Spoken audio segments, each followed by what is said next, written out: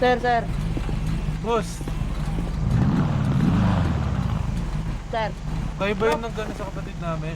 Okay, ganito talaga sir eh. Magpaliwanag lang ako sir. Teka lang. Sige lang. Nalinaw na bang gusto ko sa'yo ka lang? Magpapaliwanag mo, Pagkat di ako boss. sa'yo, wala ka nang pakialam. Kung bakit naging ganito sa maraming dahilan na aking sinataping, ako'y nag-iingat lang. Nalinaw na bang gusto ko sa'yo ka lang? Pagkat di ako sa'yo, wala ka nang pakialam. Kung bakit naging ganito sa maraming dahilan na aking sinataping, ako'y nag-iingat lang. Gusto ko sa'yo ka lang.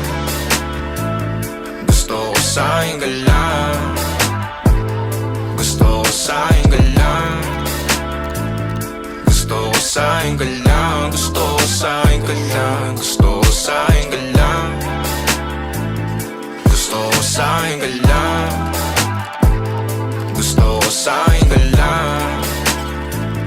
Gusto ko sa'yo ka lang. Gusto ko sa'yo ka lang. Gusto ko sa'yo ka lang. Kadalaman sila sa'yo, ako pa din na paboritong ka na ko muna sandali yo hanggang ngayon. Di mapalagi sa mga tanong, saan mo patungo? Hanggang dito na lang bang andyan ka na lang pagkakailangan ng amat? Yan na mahirap malulong pag ako kaharap utak mo nandoon. Saan napunta? Baka dulot rin ang kakatungga. Saglitan ko rin naman ang napunang marupo kapag kahirap mapatumba. Sino ba sa atin na mauuna? Ang umamay magkasunduan sa pahayag na gusto kita.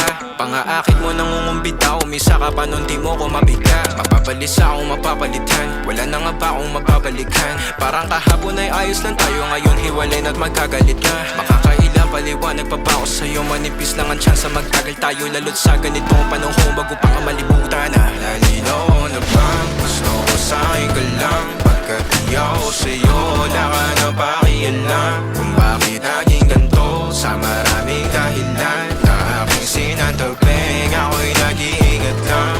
Nalinaw na bang gusto ko sa'yo ka lang? Pagkat di ako sa'yo,